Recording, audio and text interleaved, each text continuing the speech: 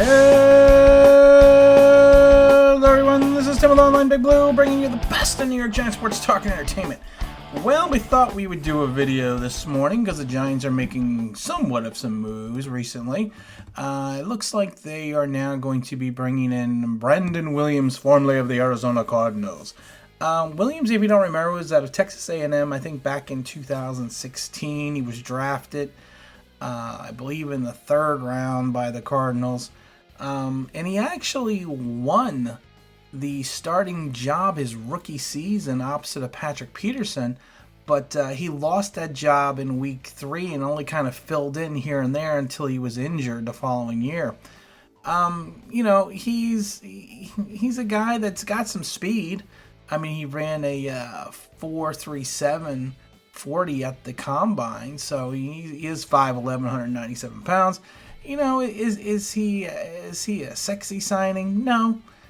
I'm not saying he's a camp body yet, but I am saying that I do find it interesting that the Giants are bringing in more cornerbacks, so they must not be too sold of what they're seeing on the roster right now. They're also bringing in the guy Russell. I can't remember his first name. But he was another third rounder back in 2016. He was selected by the Kansas City Chiefs, but in a strange move, he was actually waived 1 week into his rookie season. I mean, that's a little peculiar.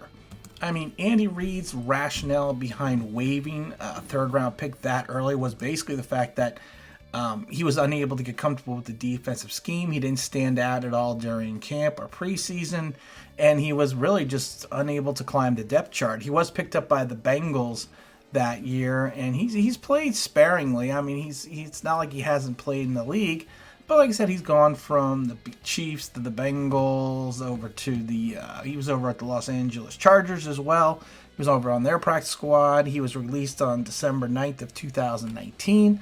I just have a feeling that the Giants are not 100% sold on what they have. Russell is another guy with some speed. He ran a 4.44 40 at the that was at his pro day over at Notre Dame. I find it interesting that we're bringing in these guys so late at the moment. Also with Russell, he had an academic suspension over Notre Dame, but he did return, so that's not a big deal. But I'm not seeing these guys. I'm not seeing these guys. I mean, there must be something else going on in camp that they feel that they need to bring in not one but two corners. I think Russell right now I believe he is in protocol in reference to COVID. So that'll be interesting. I think he started the testing process yesterday.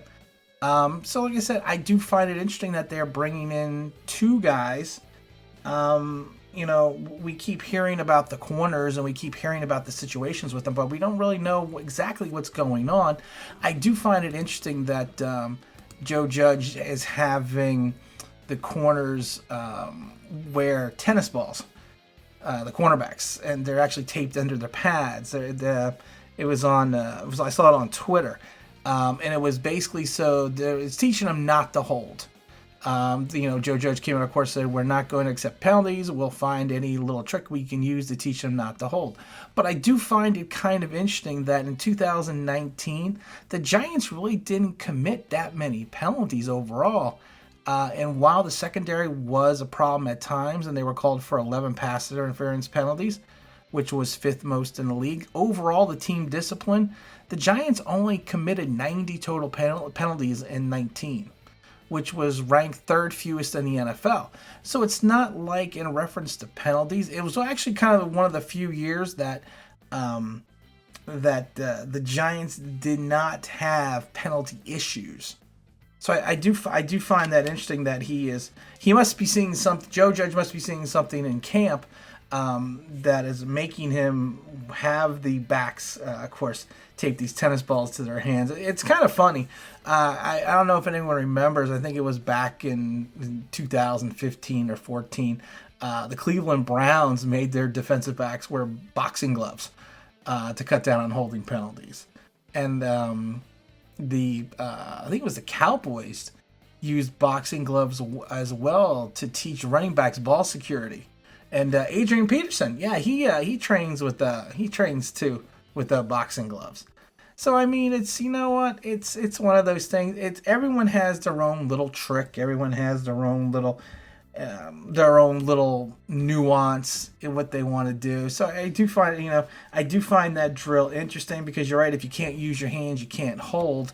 Will that stop someone from holding during the regular season? I don't know. But it's interesting. Like I said, it's two interesting things that we're bringing in, two more defensive back bodies, and this kind of weird quasi drill. I really don't think it's weird, because I've seen some weird stuff. In my time in playing the sport and working the sport, so I've seen some strange stuff. So you know what? Nothing's ever really too crazy. I do just find it interesting that they're bringing in two defensive backs. I mean, I thought we were having. I mean, it just tells me they're not sold really on either some of their backups, or maybe they're just looking to bring in some competition for the guys that we have in camp right now. I don't know. Like I said, we're going to get a better idea when we get to see the scrimmage on Saturday. I do find it interesting, though, that I made a comment that that Cam Fleming would probably win the right tackle position a long time ago, and people are like, "Well, no, he's just being brought in to fill in the spot, to be a spot starter and stuff, And I love it, because right now Cam Fleming is starting, at right tackle. He started only 26 out of 75 games. We've gone through the whole Cam Fleming thing. I'm not going to beat Cam Fleming up, because I think he's a pro.